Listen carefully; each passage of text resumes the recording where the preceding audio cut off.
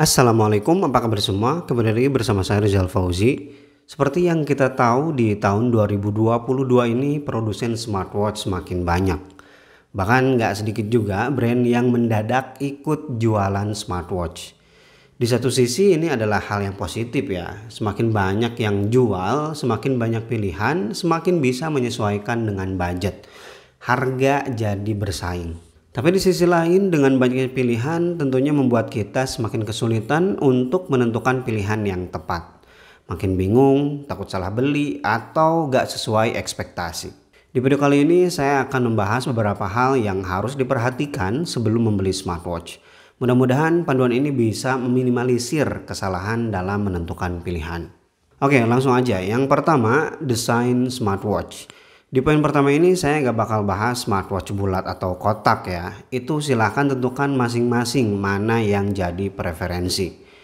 Yang harus diperhatikan adalah jangan tertipu dengan desain yang brand pasang di iklan atau di online shop. Karena biasanya produsen atau brand memperlihatkan render atau gambar yang lebih bagus, lebih mewah dari yang sebenarnya. Di gambar atau bahkan di boxnya bisa aja bezelnya terlihat sangat tipis, ramping, bodinya solid, pokoknya premium lah. Tapi mungkin akan sangat berbeda pas kita langsung pegang barangnya.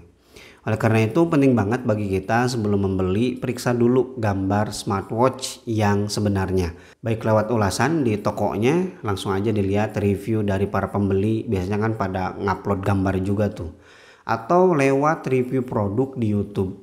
Biar lebih yakin dan gak kecewa merasa dibohongin oleh gambar dari render.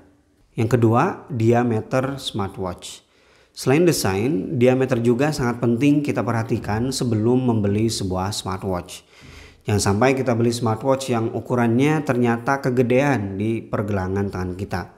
Kalau kegedean kan gak cocok juga dipakainya, gak nyaman dilihatnya, otomatis gak bakalan kepake sih. Jadi perhatikan deskripsi produk ya, diameternya berapa, kemudian sesuaikan juga dengan pergelangan tangan kita.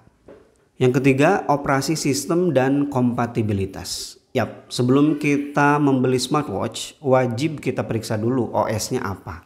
Dan apakah OS tersebut kompatibel dengan smartphone kita? Karena gak semua smartwatch bisa dipasangkan dengan smartphone Android dan iOS. Sebagai contoh, kalau kamu pakai iPhone, yang paling benar tuh udah kamu beli Apple Watch. Atau kalau kamu pakai Android, jangan sekali-kali beli Apple Watch. Nganggur jadinya tuh smartwatch. Wear OS yang paling cocok. Simpelnya kayak gitu. Itu pasangan yang paling benar. Tapi kan Apple Watch OS atau Google Wear OS mahal-mahal harganya. Tenang, OS di smartwatch itu bukan cuma Apple dan juga Wear OS. Ada Harmony OS dari Huawei, Zepp dari Amazfit, proprietary OS yang biasanya ada di smartwatch budget, RTOS, dan OS-OS lainnya kayak Garmin, Fitbit, Suunto. Saya belum tahu sih OS mereka apa namanya. Nah, seperti Samsung Galaxy Watch 4, gak cocok sama sekali dengan iPhone. Itu gak bakalan bisa connect. Meskipun beberapa Wear OS ada yang bisa juga ya di iPhone, tapi untuk Galaxy Watch 4 gak bisa. Atau Harmony OS yang sebenarnya bisa dipasang juga di iPhone tapi banyak fitur yang dihalangi atau dihilangkan. Jadi pastikan dicek dulu kompatibilitasnya, jangan sampai nyesel setelah beli smartwatch nggak bisa dipakai sama sekali. Yang keempat, build quality dan water resistance.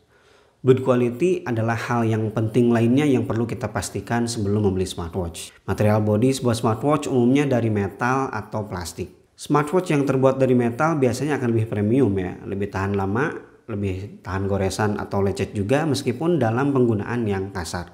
Sedangkan untuk smartwatch bermaterial plastik sebaliknya, itu umumnya ya. Nah, kebanyakan smartwatch budget menggunakan material plastik. Tapi ada juga sih smartwatch mahal yang pakai plastik, tapi pastinya plastik next level. Contohnya kayak Amazfit T-Rex, T-Rex Pro atau Underwatch GS Pro, itu 3 smartwatch yang udah saya coba. Meskipun berbahan plastik, tapi ketiga smartwatch ini berlisensi standar militer. Artinya tahan di kondisi ekstrim. Kemudian perhatikan juga water resistance. Menurut saya meskipun kamu bukan perenang ya, tapi tetap perlu smartwatch yang berlisensi anti air. Smartwatch berbeda dengan smartphone yang selalu kita kantongin atau disimpan di tempat aman. Smartwatch selalu tampil di luar. Jadi kalau satu keadaan kamu kehujanan, kamu gak usah khawatir smartwatchnya bakalan mati. Yang kelima, display. Menurut saya, display menjadi bagian terpenting dari sebuah smartwatch. Karena display adalah komponen yang paling sering kita gunakan untuk berinteraksi dengan smartwatch. Jadi kalau kualitas display bagus, otomatis experience-nya akan menyenangkan dan bikin kita betah dengan smartwatch itu. Nah, apa aja yang perlu kita perhatikan di bagian display? Satu, panel. Untuk saat ini, panel AMOLED adalah panel yang paling menyenangkan. Bikin kita betah menatap layar lama-lama karena kualitas warnanya hidup dan warna hitamnya pekat. Dan secara teoritis juga panel AMOLED itu lebih ramah baterai. Kedua, brightness. Semakin terang kemampuan sebuah layar, maka semakin nyaman kita gunakan di kondisi outdoor. Minimal kekuatan brightness-nya sampai 500 nits lah. Itu udah lumayan nyaman di kondisi outdoor. Tapi masalahnya, kebanyakan produsen atau brand tidak memberikan informasi ini dalam iklan atau paket penjualan. Jadi ya kita harus cek dulu ya review di YouTube, itu pasti membantu. 3. UI. Percuma layarnya AMOLED, brightness-nya tinggi, tapi user interface-nya nge-lag atau berat. Saya jamin kamu gak bakalan betah pakainya. Contohnya isu di Amazfit GT-R 3. Layar bagus, kecerahan tinggi, tapi sering freeze setiap notifikasi menumpuk. Bahkan sampai random ribut. Gak betah saya pakainya. Gak tahu sih sekarang isu itu masih ada atau enggak. Kamu yang masih pakai GT-R 3 boleh kasih tahu saya di kolom komentar. Panduan yang keenam, daya tahan baterai.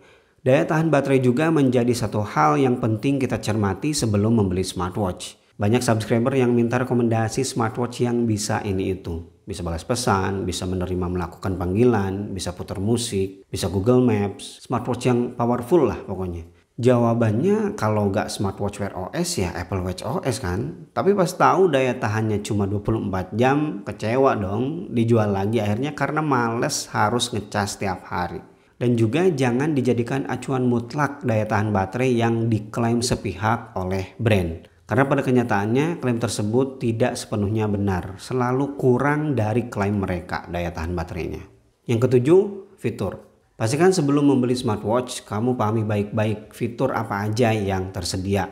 Kayak sensor kesehatannya, butuh SPO2 atau enggak, ketersediaan mode olahraganya juga kadang jadi acuan dalam membeli smartwatch atau bahkan fitur Bluetooth call dan juga fitur-fitur lainnya. Yang kedelapan, built-in GPS. Awas kena tipu, sekarang banyak produsen smartwatch yang nakal yang buat iklan atau deskripsi yang kurang jelas. Seolah-olah smartwatchnya udah ditanamkan GPS padahal belum. Mereka biasanya menulis GPS tracking atau motion GPS. Yang kesembilan, after sales experience. Beda brand, beda juga pengalaman purna jualnya.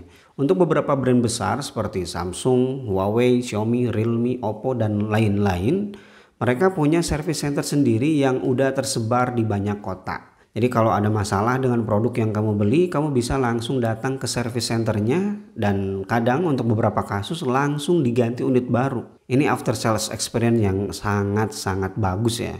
Nah jangan sampai kita beli smartwatch kemudian ada masalah dan kita bingung ngadunya mau kemana. Oh ya, untuk Amazfit setahu saya mereka masih numpang sih service centernya atau udah mandiri. Yang tahu silahkan tulis di kolom komentar ya. Terakhir yang ke-10, brand dan harga. Brand yang bagus adalah brand yang memperhatikan konsumennya. Dari mana kita tahu kalau brand tersebut perhatian sama kita? Dari pelayanan dan penyempurnaan produk. Contohnya dari update firmware. Kalau mereka peduli pastinya bakal ngasih update software. Nggak asal ngejual produk doang. Mereka punya tim research and development sendiri. Otomatis punya aplikasi penyanding sendiri. Kayak Amazfit punya Zap, Samsung punya Samsung Wear, Xiaomi punya Xiaomi Wear, dan lain-lain. Sedangkan smartwatch yang rebranding bisa dikatakan jarang atau tidak pernah sama sekali ngasih update software. Dan mereka juga gak punya tim R&D dan pastinya aplikasi masih nebeng ke aplikasi third party. Contohnya brand-brand lokal di Indonesia lah ya, rata-rata mereka itu rebranding dari China. Dan gak usah saya sebut lah mereknya ya. Dan yang terakhir yang harus selalu kita perhatikan adalah harga atau value for money. Semakin banyak penjual, harga akan semakin bersaing. Sering kita temukan ya brand smartwatch yang menawarkan fitur yang sama persis tapi dengan harga yang jauh lebih murah atau bahkan harganya itu setengahnya. Nah, brand yang seperti ini mungkin ya tidak sebagus brand smartwatch yang lebih mahal itu. Tapi di saat yang sama kita juga harus menghindari membeli smartwatch yang terlalu mahal. Jadi belilah smartwatch yang sesuai kebutuhan, bukan yang memiliki label terbaik atau label termahal.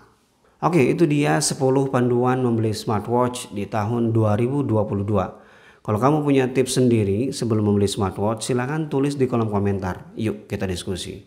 Terima kasih bagi yang udah nonton video ini sampai selesai. Jangan buang-buang uang untuk membeli sesuatu yang tidak kita butuhkan. Rizal Fauzi pamit. Wassalamualaikum warahmatullahi wabarakatuh.